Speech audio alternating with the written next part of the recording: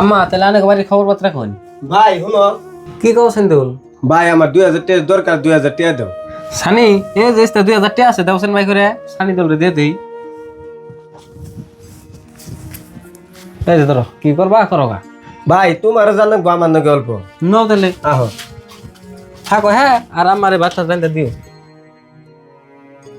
যদি একবার সাবধান এমনি করে যদি তোর জামাই ভাই ভাইয়াদের পয়সা দেয় তাহলে তুই সংসার করে কেমনে খাবি? পুরুষ মানুষের টাইট না দিলে সংসার করে খাইবি না, যত টেহা আছে তোর কবজায় রাখবি। মা তুমি এখানে কি কও? তুমি জামাই আমার যে সুম যা লাগে তা এনে দেয়, তারপর ওর ভাই বোনের উতি যা মনে হয় তাই দেখবে, আমার দিয়ে আমি পাইলে এলো। এহান সেনা কই মানে সাথে আমার ড্যাম পাইলে এলো, কিন্তু ভবিষ্যতে যেসমকে পয়পলা নেবো হেগিনা মানুষ করবি কি দিয়ে? এহান তো তোর জামাই যা কামাই করতেছে সব তো ভাই বোনের খাওয়াই ফুরিয়া লাইতেছে, তাই কই এহান থেকে হাতের মুঠটা একটু শক্ত কর।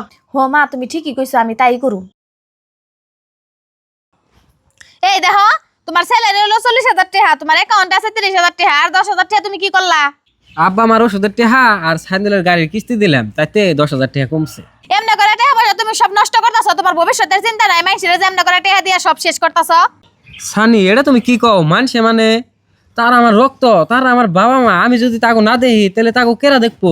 ওগিনা আমি বুঝি না, তুমি যত টাকা পাও সব টাকা আমার কাছে দিবে, তারপরে তোমার যত খরচ লাগে সব আমার কাছে থেকে নিবে, তুমি বাড়ির মাইসিরে একটি হাও দিয়ে পারবা না। দেও সানি, আমি যত টাকা কামাই করি তোমার কাছে সব টাকা দিতে আমার সমস্যা নাই, কিন্তু তুমি যেটা কইছো আমার বাবা মারে আমি টাকা দিহাম না, এটা আমি মানা হারুম না। ও বাবা তুমি যদি আমার কথা মানা হারবা না তাহলে তুমি থাকো, তোমার বাপ মাও নি, আমি গেলাম আমার ভালো ব্যক্তি।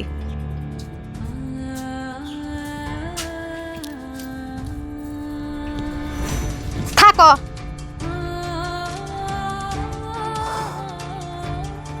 আম্মা আনে একটু আনে মেয়েরে বুঝান, দেখুন সংসারে একটু ঝগড়া হওয়ার আগে যদি আয় পরে আনে বাইতে তাহলে কি আর সংসারের সমস্যার সমাধান হবো?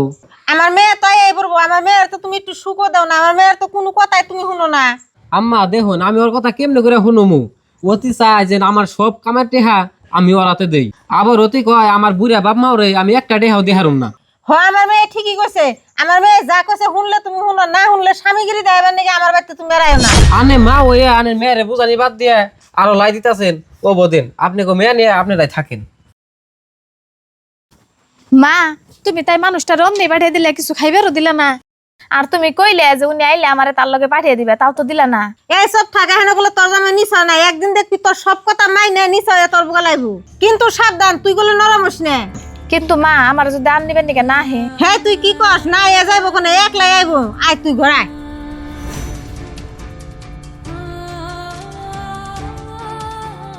গেদি গেদি কি কও খালা? কি কমো গেদি, তোর তো একবার সর্বনাশ হয়ে গেছে, তোর জামাই না একটা বিয়ে করে নিয়ে এসে। কি কও খালা তুমি? ও আমার থেকে বিয়ে করা হলো? কি হয়েছে গেদি?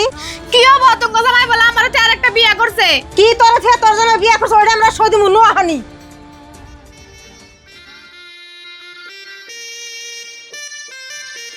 বাজান ও বাজান, কেরা আমরা এগো ঘরে থেকে বাইরে আও।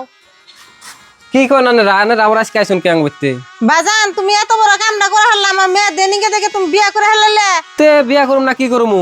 আনে ভাই আনের মেয়ের নিকে গেছিলাম, আনে কইলেন যে আনের মেয়ের যদি সব কথা আমি মাইনা চল হারি চলুম, আর যদি না মাইনা চল হারি তাহলে জানি আর আনে গতে পুরুষগিরি দেখাবার নিকে যাই না, তাই তার আনে গতে আমি যাই না আনের মেয়ের নিকে, আর আমি বছরে তো আর থাকাম না, সেই জন্য বিয়া করছি। তাহলে তুমি যখন বিয়া করলে হন আমার মেয়ের গতিটা কি হবো? আনের মেয়ের আর এখন কি হবো? আনের মেয়ের কথা যে মাইনা চলা হবো তার কাছে আনেরা বিয়া দিবেন। এখন আমরা ঘরে যাই। দেখছো মা আজকে তোমার বুদ্ধি হই না, আমার সংসারটা ভাঙলো, এখন আমার উপায় কি হবো? আমি করে যাব। গেদি তুই কোনো চিন্তা করিস না, আমি ব্যবস্থা করতেছি। তুমি আর কি ব্যবস্থা করবে? আমার যত ক্ষতি করার তুমি তো করলাই। প্রিয় আমার বোনের, আপনারা কেউ মায়ের কথা শুনে স্বামীর সাথে খারাপ ব্যবহার করবেন না।